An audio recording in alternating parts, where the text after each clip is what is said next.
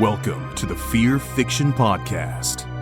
Fearfic is the term for short horror fiction, mostly posted on the web. It includes any and all related subgenres.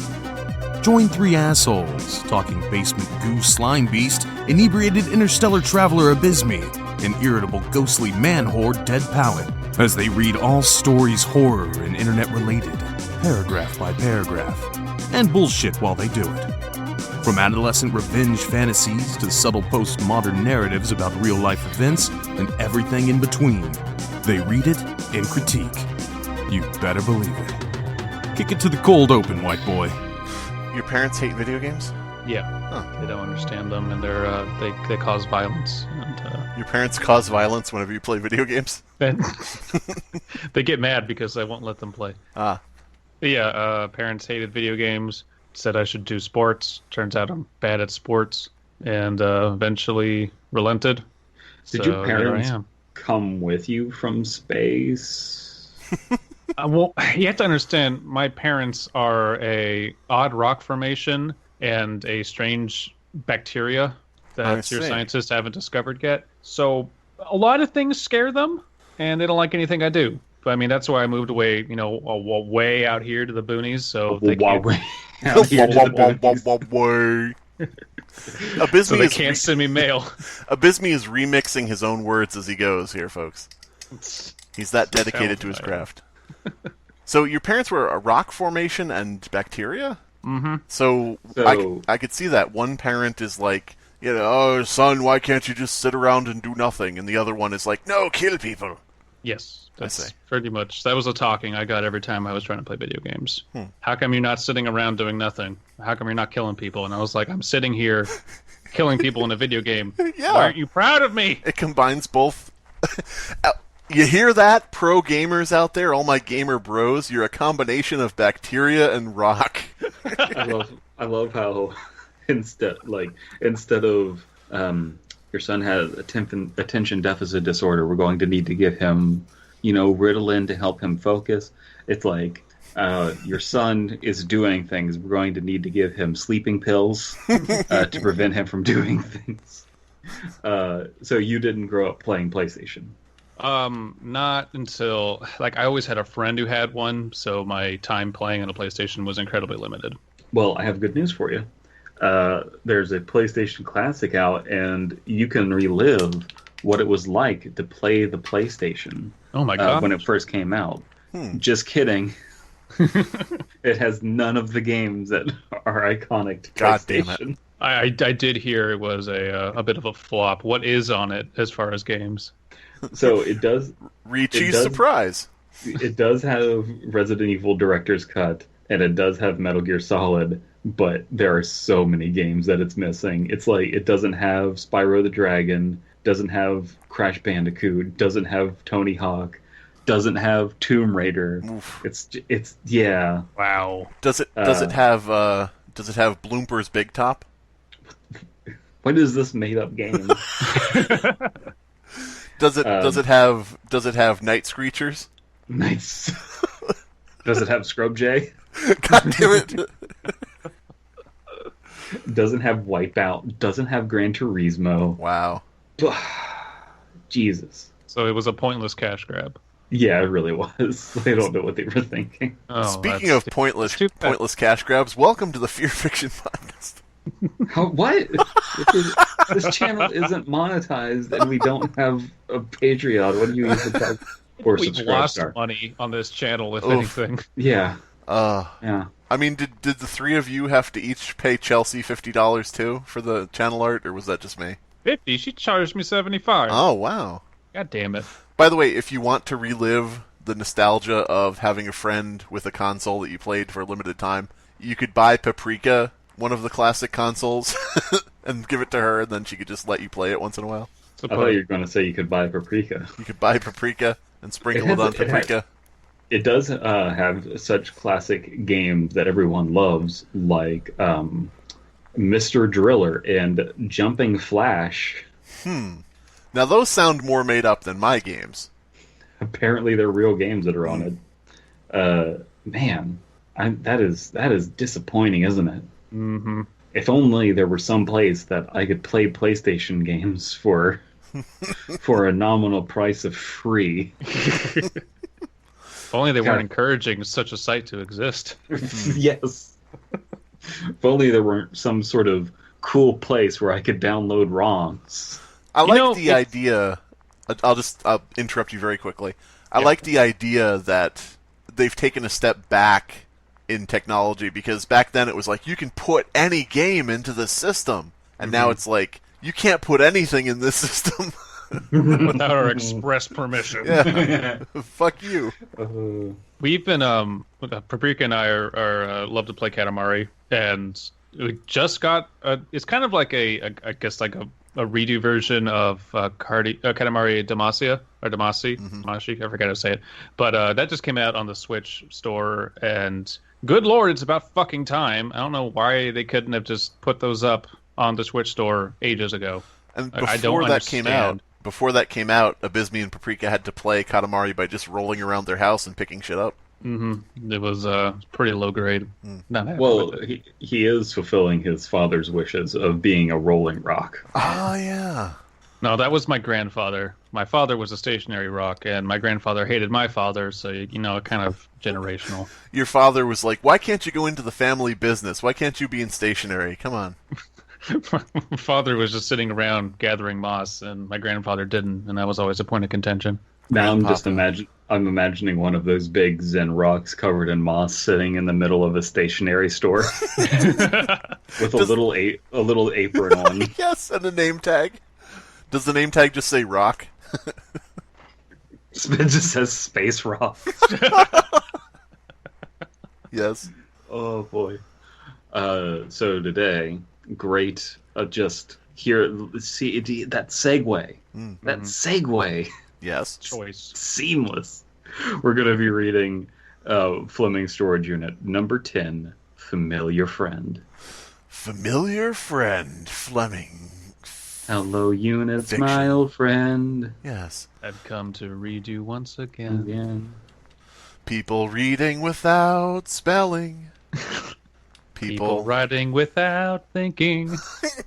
Oh, we're passing judgment that quickly. Okay, well. This one is by RoboNorm. RoboNorm. To fucking RoboNorm, who is awesome, and we bonded over Clone High, one of the best TV shows ever made back in the day. Got canceled after one season, and currently is running the Frosty the Christmas Special Lost Episodes Twitter, and so go check him out. By the way, RoboNorm actually is an anagram for his real name, Bo Moron. Ooh. Oof. Well, if it's a family name, it's not an insult. It's just damn. No disrespect. That's what you can make out of the name. Jesus. Do we even need to catch anyone up on what the Fleming storage units are at this point? No. There's got to clear them out. Yep. It's a fiction project. It's basically DP's SCP. DP SCP. Mm-hmm. Double penetrating SCP. That's what you could do. Is you could get an SCP in one hole and an RPC in the other. Oh. In May, I received the news that my childhood friend had passed away. What the fuck? That sounded very much like you tried to pass off a half belch as an accent or something. In May, I received the news. You ever shake someone's hand and fart immediately, and so you have to keep farting for the rest of the time you know that person? What? Oh yeah, all the time. Oh yeah. Oh yeah, farting Brandon. Yeah, I know him. Couldn't even get one sentence in.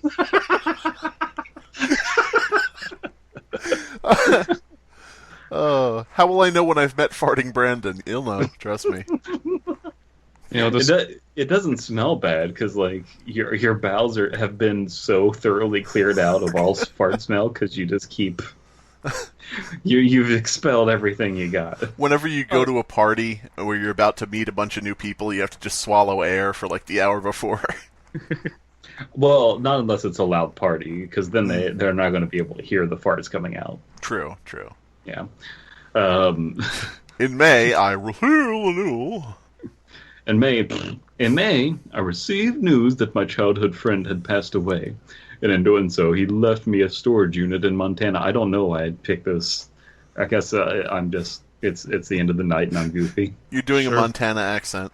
The bearer of bad news was in a manila envelope with no return address.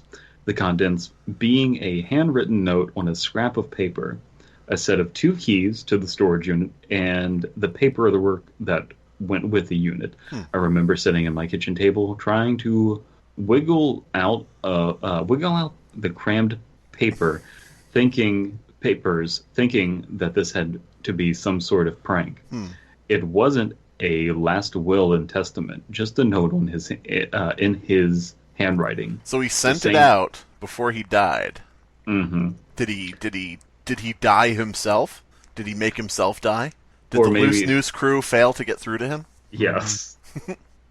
They didn't wake him up before he go-goed. Aw. Maybe what do you call that? An executor?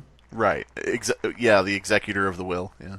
I think you. I was can thinking actually... of the Pokemon. What's the Pokemon that's like 6 eggs?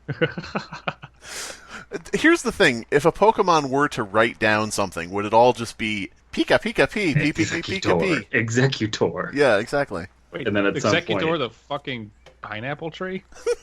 What's the eggs? Execute. Yeah, Execute. But it becomes so it's Executor. Like execute, executor. The handwriting changed halfway through. The same crappy handwriting Terrence had in elementary school. That is a really weird name for an execute. As odd as this whole thing was, I couldn't find myself interested enough to drop everything and drive halfway across the country to the storage unit supposedly gifted to me by a dead friend who... That's what people call me. I hadn't seen nor smoked smoked with him since 4th grade, Fourth grade. My kitty glaucoma was real bad back then. I have a question, though. Since this is Terrence that's writing the note, can we assume the narrator is Philip? Yes. Okay. I hadn't seen him since 4th grade. That's why they're always farting. Yeah. They just met each other and they both farted at the same time. They're like, shit, I have to keep farting. This person seems like a longtime friend, too. God damn it. And then no one else would be friends with them because they were just farting every time they were around each other. Mm-hmm. I stored the paperwork and called the storage unit place to see if it was legit. After confirming the owner, and finding out storage unit place to see if it was legit. After confirming hey, dyslexia. Hey, dyslexia, Come with me and we'll try to read a story. Macarena, anybody? No? Yeah, no, I got it. Okay, fine. After confirming with the owner and finding out that the unit was paid for till the end of the year, I pretty much forgot about the whole thing. That was until a few months later when I received an email detailing the soon-to-be closure of the Fleming Storage Facility. After much contemplation, 1,700 miles of driving and a few saved-up vacation days spent, I found myself pulling up the metal door to Unit 10. Damn, that is a long-ass drive. Yes, and that is a long-ass paragraph. But part of the rules was the first paragraph has to have you rolling up the unit, your narrator rolling up the unit. I see. And so that run-on paragraph is my fault. Of course. And I would drive 750 miles, and I would drive 750 more. But only after I saved up some PTO, because honestly, that's a really far way to drive. To be honest, I wasn't sure what I would find. Anyway.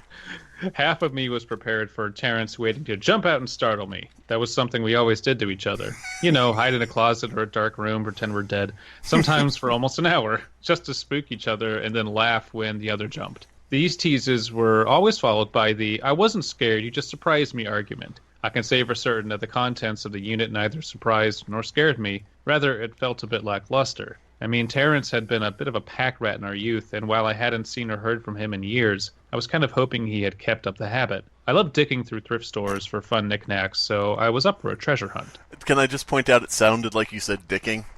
I love dicking through thrift stores. All the hot girls are in...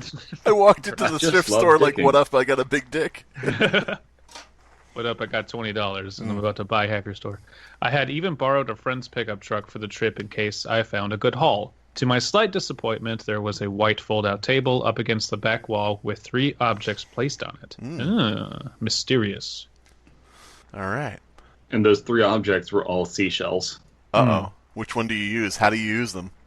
I stepped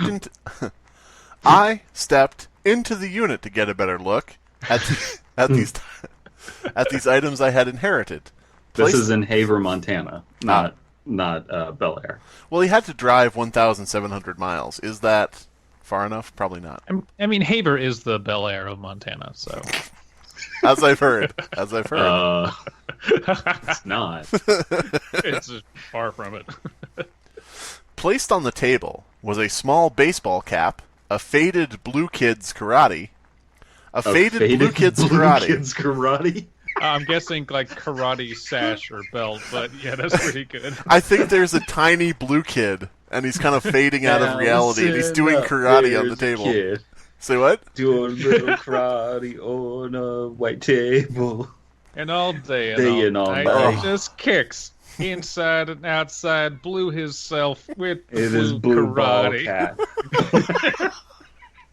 With the blue baseball cap and the blue Will Maxwell's coffee can. Oh.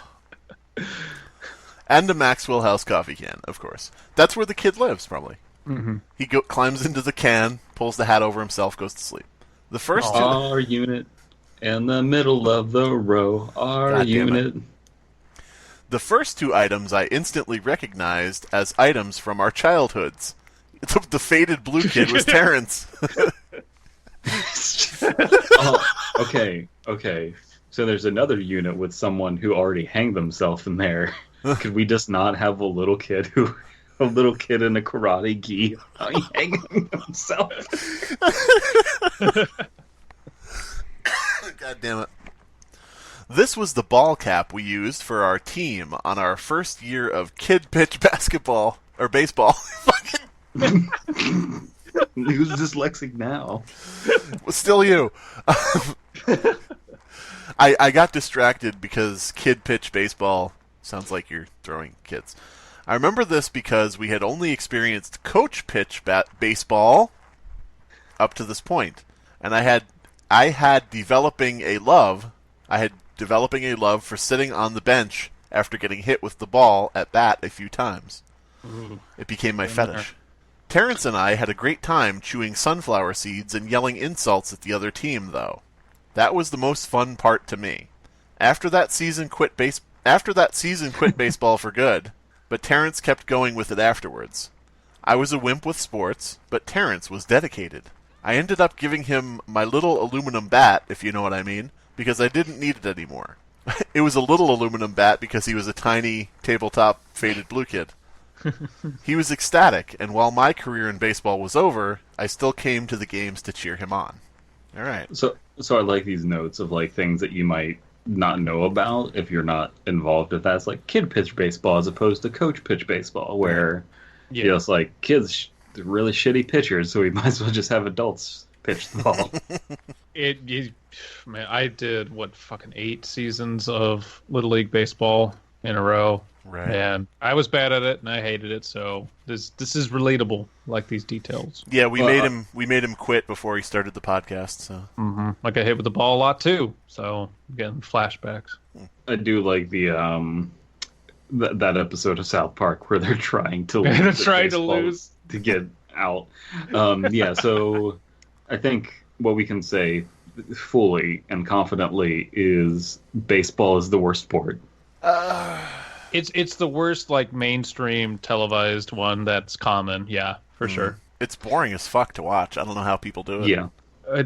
It's almost more boring to play, especially if you're like left field and the outer field. It's just, all right, well, guess I'm going to wait here for an hour.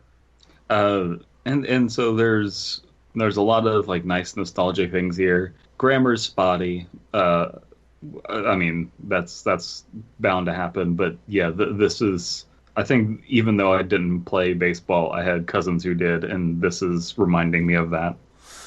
I played Little League for a very short period of time, and the reason being that it was, of course, boring, but it was also one of those things where like the coach's kid had to be the pitcher. And he was. I don't know whether he was a good pitcher or not, because I don't really know too much about baseball, and I don't remember how he performed, really, because I wasn't paying that much attention. But what I do know is that he had a constant stand-up routine, because he would be on the pitcher's mound, and he would be doing like a stand-up routine for our team that, made everybody laugh hilariously, except for me. I didn't think it was that funny, but, everybody would be like roaring with laughter, and what it was he would belch. What's the deal with plain peanuts? What's the deal? What's the deal with cafeteria food? He would belch, and then he would say, "Oh, must have been that bad pepperoni." And he would say that every fucking time. And everybody would laugh. And I was like, I'm a child, and I'm too mature for this. This is not doing anything for me. My dad wants me to be the pitcher, but I want to be a stand-up comedian. I hate your dad. No, I had a friend in elementary school who had a fucked up eye because he got hit in the face with a baseball really hard. Yeah. Cool. Yeah. Fucking yeah, I had so many goddamn injuries just from getting hit with a fucking baseball when I played. I hated it. And that boy grew up to be Forrest Whitaker. Yes, I went to elementary school with Forrest Whitaker. That must have been intense, damn. Oh, boy. All right. So, DP, I believe this is you? I reached down and brushed some dust off the child-sized cap and unsuccessfully tried to put it on. Eventually, I settled on just bouncing it on the top of my head, chuckling to myself, looked over to the karate uniform. By the way, how do we feel about the idea that their old baseball team back in like maybe the 80s or 90s just happened to, have the team color of red and happened to be called the MAGAs? It's prophetic. Yeah. That's what they should do, is make baseball great again. Oh, God. Just cancel it. So you make it better. Yeah. Multi-ball. That's how you make it better. Multi-ball. And every time Sammy Sosa is not on the field, everyone should be asking, where's Sammy Sosa? While we had lived in a small town, we for some reason had a karate dojo that taught kids classes. I don't know. I thought I grew up in a small town. We had a karate dojo. Yeah, that's not uncommon. Yeah, no, that's not uncommon. I think every small town has a karate dojo. Some sort of dojo. Yeah. And the 90s, karate was the thing. Right. Mm-hmm. Taekwondo dojo. Terrence and I both joined up because we wanted to be karate masters like Teenage Ninja Mutant Turtles. Okay. Yeah. Yep. When we went to buy our gis, Terrence insisted to his mom that he needed the blue one. His favorite Ninja Turtle was Leonardo. Ew. Why would you want a blue gi? Why don't you want the white one? The white one is so badass looking. Can I ask you something? Yeah. Is Leonardo written in a different font for you guys? Yes, it is. I think he copy pasted. Robo-Norm. We caught you. I know Italian's a difficult language, but we caught you. And he was just like, that's a spicy pepperoni. Oh, fuck. Now, oh, no. I'm going to be hearing that again now. No. Shit. Apparently the uniforms weren't the generic black and white, were a bit more expensive, and his mom said that she couldn't afford anything but the basic. We came up with the idea to sell lemonade in front of my house to help raise money. Our house is a lemonade selling house to get him his beloved uniform. Okay, suggestion, buy a white gi and dye it blue. Yeah, you could get that. The dye, you get dye at like Walmart real cheap. we lived in a small town where everyone knew everyone. So I think word spread around or something, because we should not have raised enough money selling Kool-Aid from plastic cups for a quarter, yet people kept coming and overpaying. So criminals reselling merchandise they're not allowed to. When they ran out of lemonade, they started selling Kool-Aid With rat poison. When I was a kid, this is another stupid fucking story nobody cares about. When I was a kid, I was over at a friend's house, and the friend said, "Let's set up a stand, where we sell something." And I was like, "What can we sell?" So he said, "My mom has a lot of perfumes." So we got paper cups and poured perfume into them and tried selling it. And I assume his mother was very pissed off when she found out about that. Whenever she found out about that. Now, if you had known what you were doing, you would have made a killing. Mm-hmm. Fucking just street perfume. Street perfume. Street perfume, a scent from Abysmii. Oh, man. But I remember we had a lot of fun thinking about how awesome we looked flailing, punching, and punches and kicks around. Yeah. So, grammar needs to be tightened up, could use some shorter paragraphs, but I think that this format of here's this baseball cap and it's reminding me of this. Mm-hmm. Here is this gi and it's reminding me of this. Mm-hmm. I like those ideas. Do you know why the gi is the gi? Why that's the uniform? Because that's the sound you make when you're punched in the throat. The gi is actually a traditional Japanese burial uniform. Oh. So it is what you're supposed. Yeah, it's what you're supposed to be buried in. And so samurai would wear that under their armor. And so the whole thing is that they went into battle ready to die. So it's the original Mormon underwear. It really is. Wow. That's the thing is that's why Elias's parents don't have any problem with him taking those karate classes. Mm-hmm. What do you think that back in the days of feudal Japan, do you think that mothers said to their sons, "Are you wearing a clean gi in case something happens?" Yeah. I don't want you being buried in a dirty gi again. Last time was such a shame. And you woke up in the middle. We thought you were all dead. It was a horrible, horrible hullabaloo. I love this Minnesota Japanese.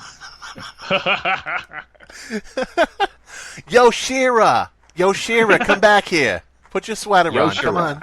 Yoshira. Come on back. Can't pronounce their own kids' names. Yoshira, where's all my perfume? You selling it again?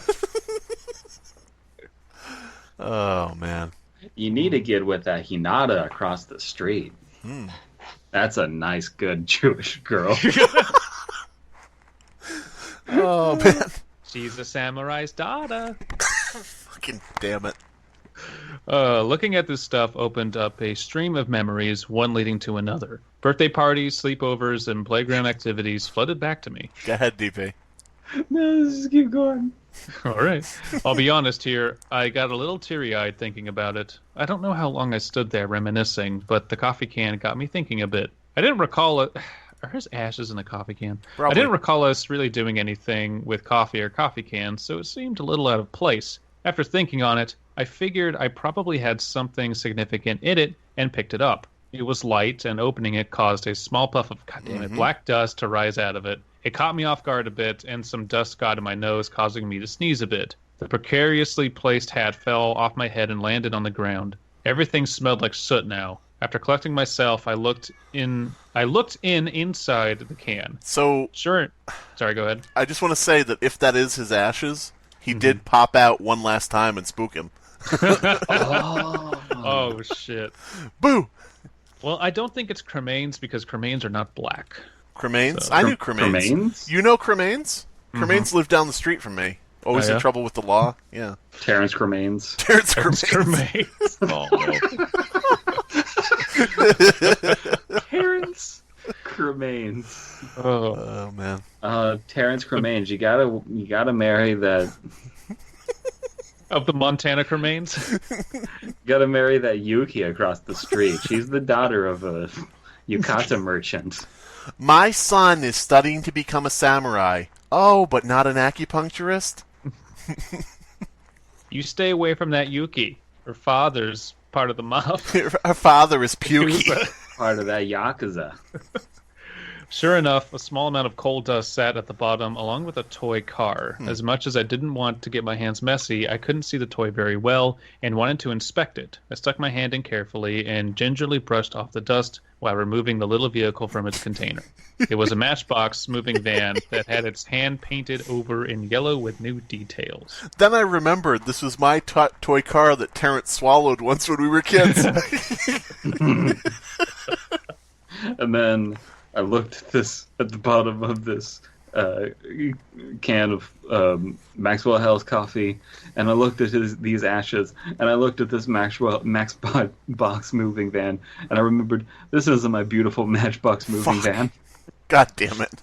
This isn't my hand painted yellow. These aren't my cremains. He's Bart. He's painted yellow. In yellow chunky paint. God damn it. Alright, so is this me now? Yeah. Yeah. It took me a few minutes of inspecting it to realize that it was painted like the moving van my family used when we left my hometown. Damn. I remember sitting up in the passenger seat holding my goldfish bowl, rolling down the window to throw my goldfish out the window, to wave goodbye to Terrence and his mom. This is a terrible pet. Be free, boy. We just shatters. Dumps it out the side. We had made a promise to call each other every week. The lighthearted feelings I had experienced only moments ago instantly melted away. I wasn't necessarily upset, but I was definitely put off enough that I had the sudden urge to leave. So, it sort of is like a guilting thing? Like, here's the moving van you left in and you never came back or talked to me again, or? Yeah. That's a long way to go to to show your spite for somebody. It's like painting up a little Warhammer figure as the person and putting a little moving bag in its hand. I don't know. I do got to think though. I've known people who aren't this neurotic, but I've known a lot of people in my life who are close to this neurotic. Right. I wasn't necessarily that upset, but I was definitely put off. I don't know. Wait. I was defiantly put off enough that I had the sudden urge to leave. I put the coffee can down and left everything where it was. I didn't need them. The trip down memory lane was nice, but I don't like getting too caught up in the past. I closed the door to the unit and decided that I needed a milkshake. I saw one in the yard. It brought me over there. There were kids selling cool milkshakes in their yard. A milkshake stand. That would be good. But yeah. Milkshake brings all the boys to the yard, and I'm like, it's 25 cents. Damn right, it's 25 cents. I need to be Leonardo. How do you think that kid... Go ahead. Come on down to Terrence Cremain's handmade milkshakes. I'll crank them out while you watch. Come on. Hand spun like the days of yore. Hand spun. The only... Terrence Cremain's hand spun milkshake. The only milkshake's made by a tiny faded blue boy who will push the cup right up to you. Oh my god. Somebody gives him a quarter and he like drop kicks it into the... He does like a spinning kick into the bank. So it wasn't cremains. It was just soot. Coal dust. I mean, I think it's kind of it's open to interpretation, don't you think? Well, maybe. I don't know. I have a tangent here. I used to work in a funeral home, and fucking getting cremains, like accidentally smelling it, getting it in your nose, sucks. Because it stays for like a week because of how fine it is. Abysmii, how many dead people are inside you right now? Only the ones I want. You're welcome. Is cremains a real word? Yeah. It's a family name, yeah.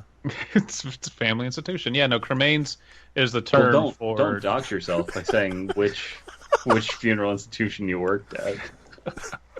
Loving Memories, Cremains Funeral Home. Come on down to Terrence Cremains Crematorium and Milkshakes. It's like... It is just the remains of someone who's been cremated. That's it. That's the word. Slimebeast just low-key stealing my gag. Yeah. Well, I'm trying to... We got to push Terrence Cremains. We got to push him for SummerSlam. I mean that it's always been my dream to open up, to find a place that used to be a funeral home, and then open an ice cream shop in it and call it the crematorium. Okay, I see. Ice crematorium, yeah. Mm-hmm. Perfect. Yes. So, how do we rate the story on a scale of 1 to 100? Abysmii, go. Well, I know that funeral homes, I'm not Abysmii, but I know that funeral homes are one of the largest users of propanes, and crematoriums. I see. Crematoriums. So for anybody paying attention, DP is not Abysmii, but Abysmii is a lawyer, so...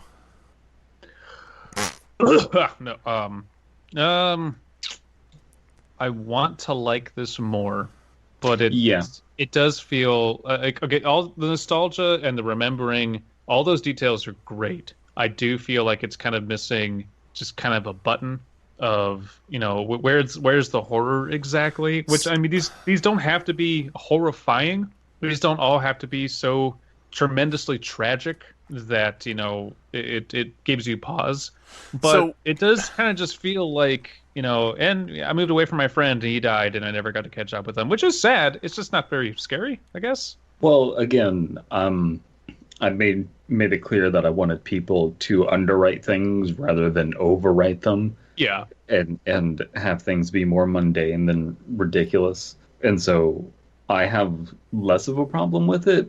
Mm-hmm. I do think that there does need to be a little bit more of a gut punch of there's a lot of remembering here, but the only gut punch aspect is the Matchbox painted the color of the moving van, which kind of symbolizes that this character was a little bit neurotic and really did kind of fetishize this childhood friendship that probably wasn't very important. He may have painted it when he was a kid.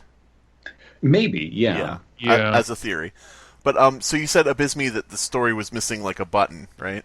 Yeah. Okay, so I do have a question for you, though. Would you be happy if the story ended with, instead of the way it ends now, if there was an additional sentence on the end that said, by the way, inside the coffee can there was also a button? Well, then it would require another paragraph explaining where the button came from and how they tried to sell that via lemonade stand.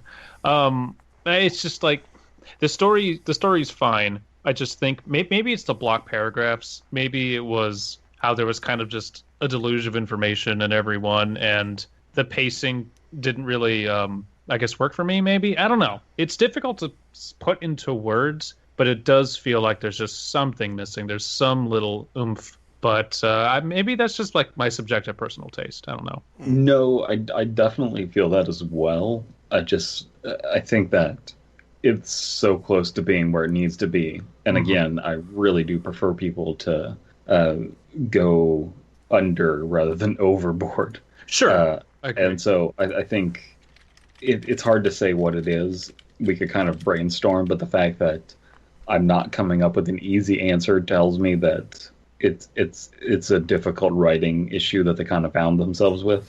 Yeah. So I like the idea of the Matchbox moving van just kind of being this thing that makes them feel uneasy, and that's enough. It doesn't. I think that we all kind of assume that the soot is remains, and we're all kind of theorizing that that's the case, and that's creeping us out. Mm-hmm. What do you think, Slimebeast? I think that this works very much as a real story that someone would post. I would 100%, absolutely 100% believe that this actually happened to somebody if it was posted on a social media site, on a blog, whatever. True. Some of the other stories, maybe not so much, because while they are realistic, they have those points in them where you're like, well, that does sound like you're, telling a cool story. Like you're, the old term, cool story bro, type thing. This I would 100% believe. Yeah, not to interject, but don't you think that that's the textbook definition of ashcan horror? Right.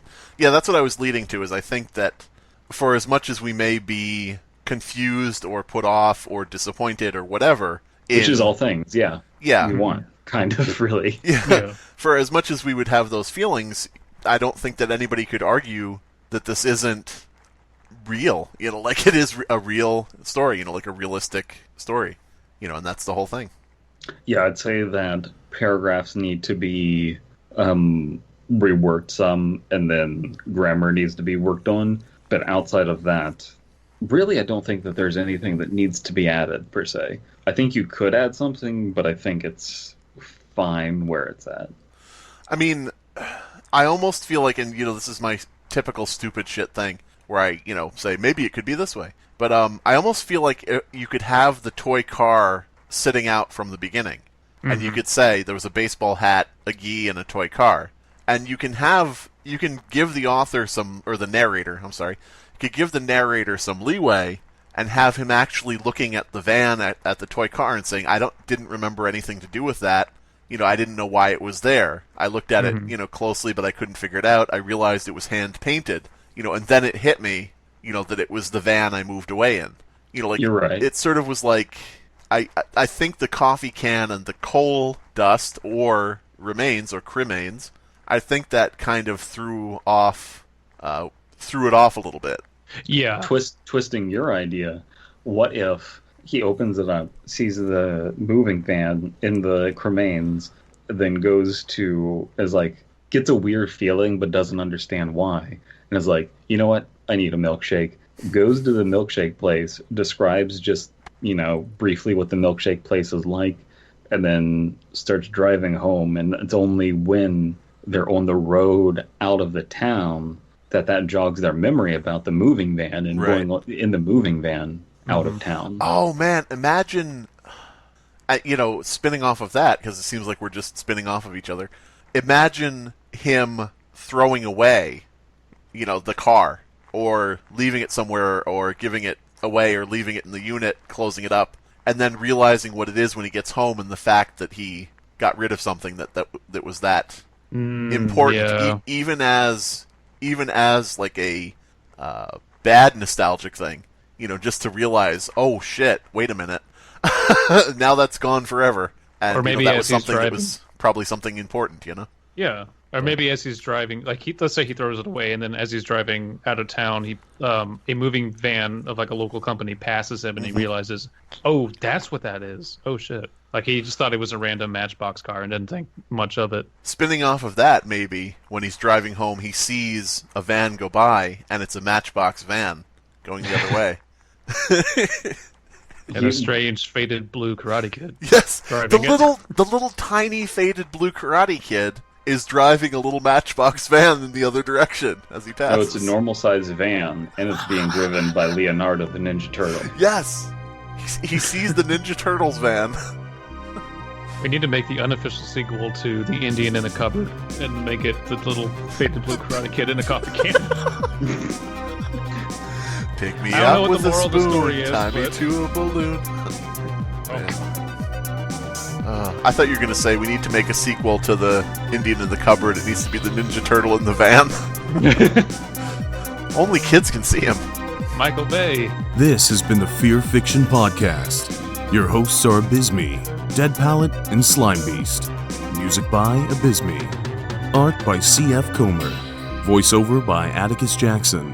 Edited by Elias the Intern. Subscribe to Fearfic on YouTube to stay up to date on new episodes. Hello, and I hope you are having a blessed day. I am the good Reverend Marley Sachs, and this is Words of Light with the Reverend Marley Sachs. Today's episode will be a little bit different than normal because we're exploring another aspect of the chronology of Jesus Christ, our Lord and Savior, that isn't normally explored. We will be talking about the Book of Christ, its implications, and why people today are so quick to distance themselves from the life of Jesus Christ. Peace be upon him. We'll be starting with the passage Giorgio 7:20, which proclaims that when it shall come to be that women come to not feel put upon themselves to receive the good and holy man in his entirety, then the earth shall fall frail and become warm from the fires of hell.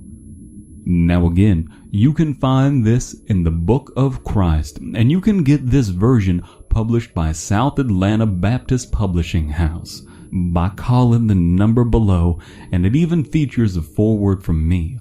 Call now, and I'll even sign it just for you. Now then, you can see the workings of this passage. Well, you can see them at work. In plain English, good young men who are nice and holy are having trouble finding young women to receive them. That is, they aren't allowed to enter their womanhood, and we can see the results. The earth is indeed warming. Even scientists agree that this is happening. However, it's not man-made global warming, it's woman-made.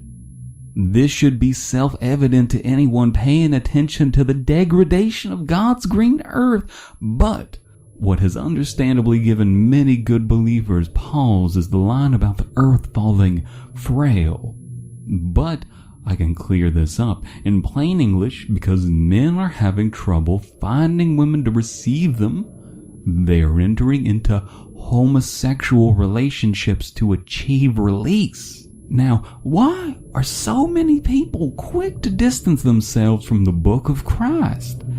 Well, it's because of the ancient Roman religion and how it has continued to try and cover up the truth revealed by Jesus Christ of Nazareth. To this day, the Horospex officials have infiltrated the highest offices of America and many other nation states in an attempt to downplay the effects of involuntary celibacy-induced homosexuality caused climate change has on our earth and how it closes the gap between us and Satan. They'll do anything they can to hide the truth and the Book of Christ from the good God-fearing folks.